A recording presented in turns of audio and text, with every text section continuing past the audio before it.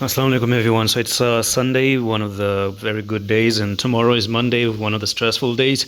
So for Solana, is it going to be stressful or an interesting day? So let's talk about it. So previously Solana came down and it has made some people a little bit scared. What's going on? Are we falling down and stuff like that? Well, it still might be good as far as I'm concerned, because on the daily the biggest evidence is that you're still holding the 10 and you're really bouncing off the 10. So the bull cross is still in play, and every trader knows about a bull cross. It's one of the most basic things. You got the bull cross right there, you went up, you backtest the EMA, you shoot up, you backtest the EMA, and you keep shooting to the upside, and then you backtest the EMA. So you're still holding this EMA, which is still quite good. Another thing is, I'm going to show you that on the 4-hour time frame, or probably the 1-hour time frame, is going to be much more important. So number one is, you were under the EMAs on the 1-hour time frame, you've broken above the EMAs,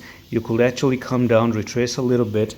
So here's the catch: if Solana does actually come down, retest this line, I do believe that can be an amazing entry. So this is going to be 57.9, and you probably want to keep that stop at 55. So basically we're talking about from there to there a 45% risk at the moment.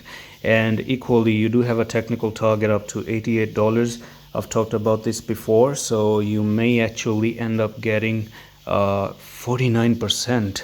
Well, of course, now here's the thing: if it actually does come here and make a successful retest, I'm definitely buying it. I'm definitely risking for 45% for 49%.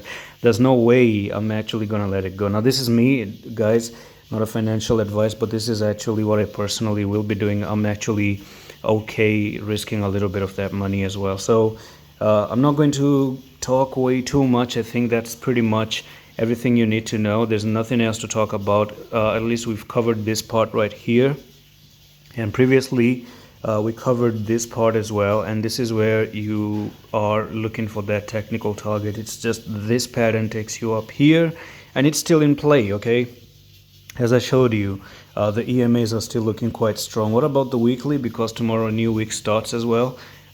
Yeah, so the weekly there's it's a bit concerning, because in 16 hours you're about to close this candle.